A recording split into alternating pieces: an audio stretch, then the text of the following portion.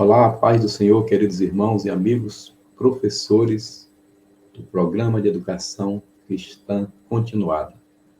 A Bíblia diz que Esdras aplicou o seu coração a buscar, a entender e depois a ensinar. Que assim seja conosco. Nós venhamos buscar é cavar fundo, né? Buscar é procurar o conhecimento. Esses dias eu estava ministrando uma live sobre a Rainha de Sabá e ali nós temos um tema, né? Uma viagem em busca do conhecimento. A mulher viajou vários quilômetros para estar conhecendo Salomão, fazer algumas perguntas. E o conhecimento, às vezes, exige de nós uma certa viagem. Bem-vindos à lição número 7, a transfiguração do servo. Eu sou o pastor João Nery, se você já está me acompanhando. Eu tenho ministrado aqui uma aula breve, só uma síntese, um subsídio para você preparar sua aula para amanhã, ok? Para o domingo, né? Porque eu procuro ministrar sempre uma semana antes. Olha aí, eu e o pastor Pádua, minha família abençoada, a Radassa, que chegou nos alegrando no mês de agosto, em 2 meses. Olha que coisa linda do vovô. Oh, glória. Olha, eu estou, meus amados, com 2.313 inscritos. Por favor, me ajude a sair desse número.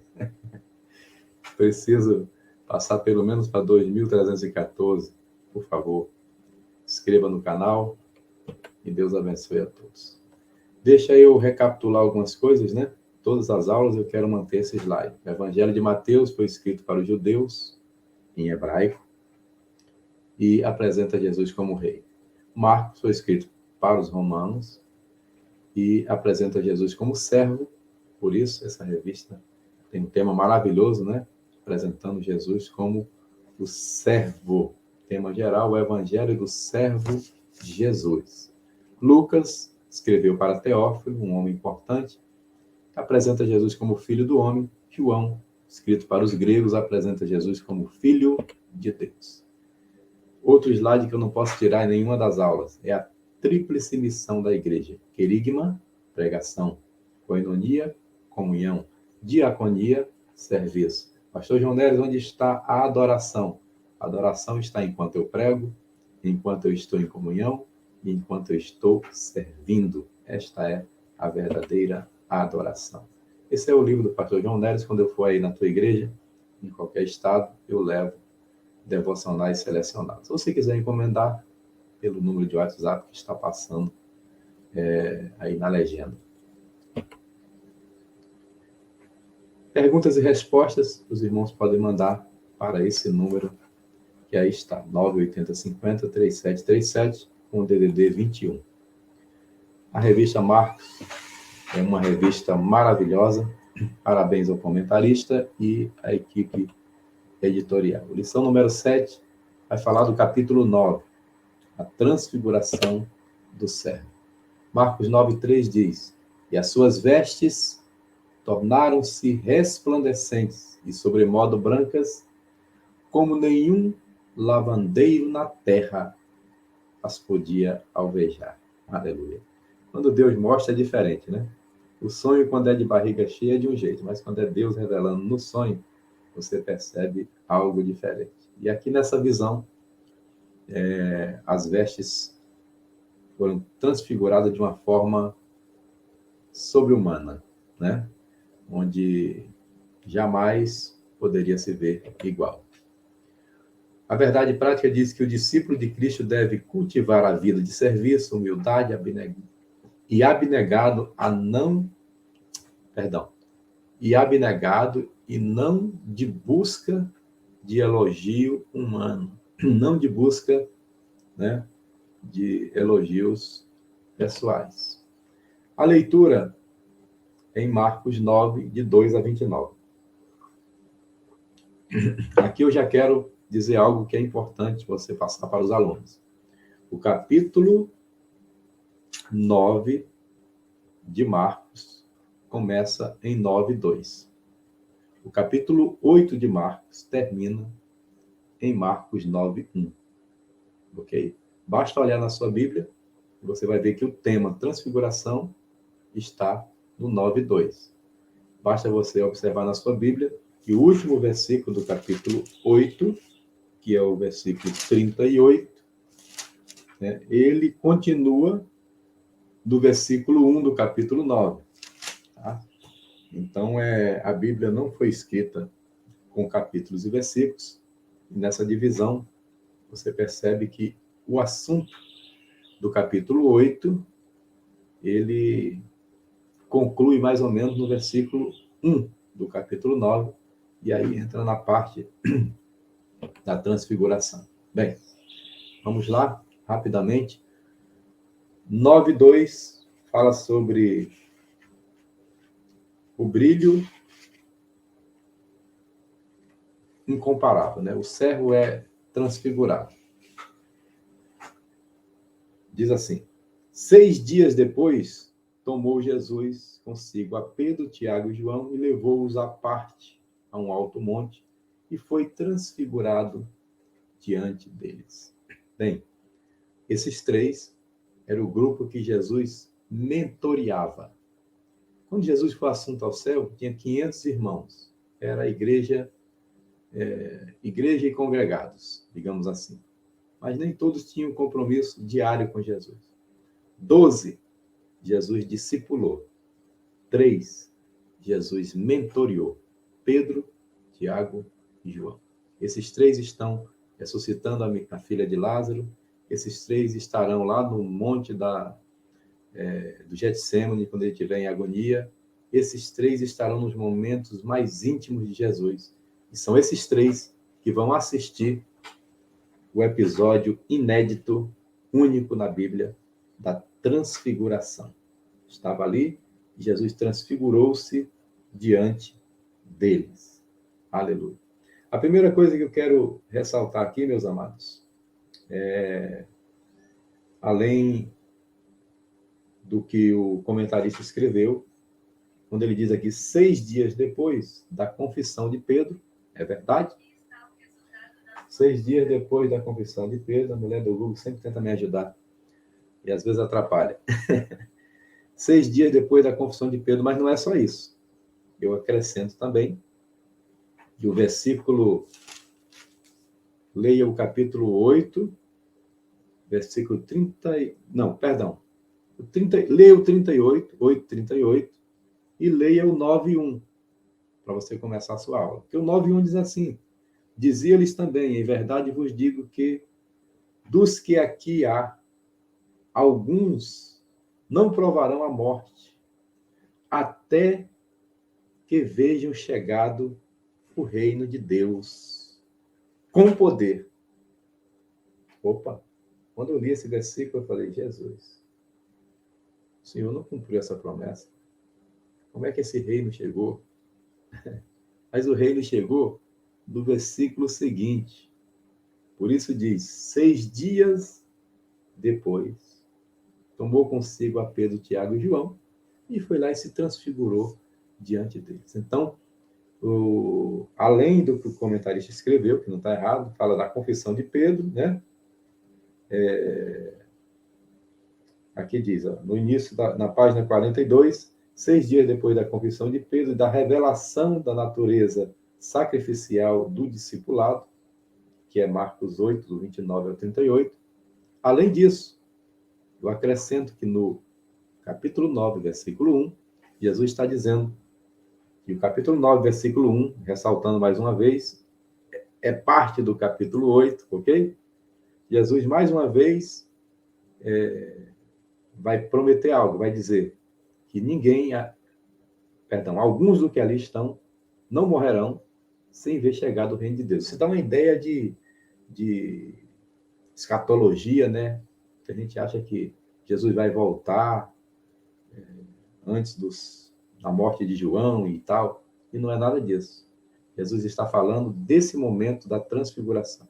6 dias depois, Pedro, Tiago e João, que estavam ali, viram o reino de Deus chegar em poder. Presenças ilustres. Quem eram os convidados ilustres? Apareceu-lhes Elias com Moisés. Estavam falando com Jesus. Meu Deus, um episódio inédito. Alguém pode levar isso aí para o lado do espiritismo? Diga, não. Eu vou dar 2 refutações contra o espiritismo neste episódio. Né? A primeira é que não se trata de uma evocação, de nada. Se trata de uma glória sobrenatural, onde o céu desceu, digamos assim, e a igreja subiu espiritualmente, e naquele momento especial, eles puderam ver Moisés e Elias. Como é que eles identificaram que era Moisés e Elias? Pela conversa. E Deus, naquele momento, estava dizendo: Moisés, acabou aqui o teu ministério, a lei. Elias, acabou aqui o teu ministério, os profetas. Nesse momento, este é meu filho amado. A ele ouvi, a ele ouçam. Bem, quem é militar sabe que quando alguém passa o comando, né? Convoca a tropa e diante da tropa, um diz, passa o comando para o comandante fulano de tal. O outro diz, receba o comando de fulano de tal. Comando passado, comando recebido. Serviço passado, serviço recebido. O que Jesus está fazendo é isso. Jesus está dizendo que a lei tinha uma validade, que os profetas tinham uma validade. A partir dali, a lei e os profetas devem se submeterem-se a Jesus, que é mais ilustre do que esses 2 ilustres que aí estão. Tá? Eles tinham um entendimento limitado. Pedro vai dizer no 9:5, né? Mestre, é bom estarmos aqui. Façamos 3 tendas, uma será tua, outra para Moisés e outra para Elias. Ô, irmão Pedro. E os outros que ficaram lá embaixo? Tem crente que é assim, quando o culto está uma bênção, né? Ele só pensa nele. Então, Pedro, demonstrando aqui egoísmo, queria ficar com Deus só para ele. Tem gente que quer Deus só para ele. Queridos, Deus é para ser compartilhado para as nações, para os familiares, para os drogados, para as prostitutas. Nós devemos estender essa glória do Monte da Transfiguração para todos, e não apenas para um grupo privilegiado. Vigia, irmão Pedro. Oh, meu Deus. Pedro é uma bênção, né? Vamos lá. Próximo tópico. Fala do poder da fé genuína. Primeiro, Jesus faz uma correção teológica, né? Porque interrogaram dizendo, por que dizem os escribas ser necessário que Elias venha primeiro? Bem, aqui eu refuto outra coisa da doutrina espírita. Jesus vai dizer, Elias já veio. Elias é João Batista. E aí o espírita vai dizer que João Batista era a encarnação de Elias. Refute com o texto de Marcos 9. Porque se João Batista fosse a encarnação de Elias, quem apareceria no Monte da Transfiguração não seria Elias, seria João Batista. Ok? Fácil de refutar, entendeu? Quando alguém dessa doutrina espírita disser, olha, a Bíblia fala né, de reencarnação, porque João Batista, o próprio Jesus disse que ele era o Elias. Jesus explica, ele era Elias na sua forma de agir. Ele era um profeta que agia da mesma forma que Elias. Okay? Então, João Batista é essa pessoa. Tá? E se houvesse reencarnação, quem apareceria no Monte da Transfiguração, uma vez que João Batista já tinha sido degolado há muito tempo, seria João Batista e não Elias. Ok? Isso é importante. Reação demoníaca no 9:17 fala do jovem lunático. Né? O título na minha Bíblia aqui está do jovem lunático. E diz assim, e um dentre a multidão respondeu, mestre, trouxe meu filho possesso de um espírito mudo. Esse menino é chamado de jovem lunático. O pai diz, olha, teus discípulos não puderam expulsar, Jesus expulsa. E os discípulos perguntam, por que não podemos, mestre? Ele diz, porque tem casta, que só sai com jejum e oração. Deixa eu dizer uma coisa a vocês. Isso aqui está no 9:29. 9:29.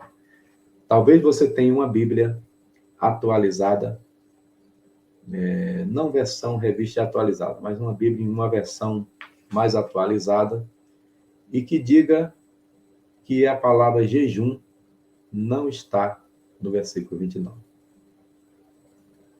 Essa Bíblia está correta. No original, em alguns originais, não consta realmente a palavra jejum. Mas fique tranquilo, porque está incluída a palavra jejum. Porque quando o judeu dizia, estou orando, quando o judeu dizia, estou num propósito de oração, automaticamente ele estava em jejum. Então, se você lesse Jesus dizendo, essa casta de demônios só sai com oração, o judeu ia entender, com oração e jejum. Mas nós não iríamos entender, ok? Então, mesmo que em algumas Bíblias não tenha a palavra jejum, o jejum, de fato, está incluído no 9:29. Essa casta só sai com oração e jejum. Disciplina espiritual, 9, cadê, meu Deus? 9:24. Imediatamente, o pai do menino exclamou com lágrimas, eu creio, ajuda a minha incredulidade. É porque esse pai disse, Senhor, se tu podes expulsar, porque teus discípulos não puderam. Aí Jesus disse, se eu posso, se você crê, tudo é possível ao que crê. Mas o pai foi sábio. Ele disse, sim, Senhor, eu creio, mas eu creio um pouquinho só. Ajuda na minha incredulidade. Que disciplina, né? Que bom. Vamos lá para o término. 17 minutos. Eu quero fazer em 20 no máximo, tá? Essa live. E quero tocar, cada vez ser mais sucinto. Eu quero tocar só nos pontos que vai ajudar na sua ministração. O serviço leva a honra. Primeiro, vaidade e ambição. Marcos 9:33 diz, tendo eles partido para Cafarnaum, estava ele em casa, interrogou os discípulos, de que é que discorris pelo caminho, né? Bem, pelo caminho, uns queriam ser maiores que o outro, né? No reino de Deus tem sempre aquele que quer ser maior, tem sempre aquele que é mais ambicioso, né? E aí Jesus vai dar uma lição para eles. Tópico 2, subtópico 2, né, do capítulo 3, Marcos 9:35. E ele, assentando-se, chamou os 12 e lhes disse, se alguém quer ser o primeiro, será o último e servo de todos. Aleluia. Jesus está nos ensinando a servir. Tanto aqui em Marcos, como lá em João, quando Jesus está prestes a partir, ele dá lições de servo. Ele lava os pés dos discípulos, ele demonstra humildade, e ele diz, querem ser meus discípulos? Façam a mesma coisa, né?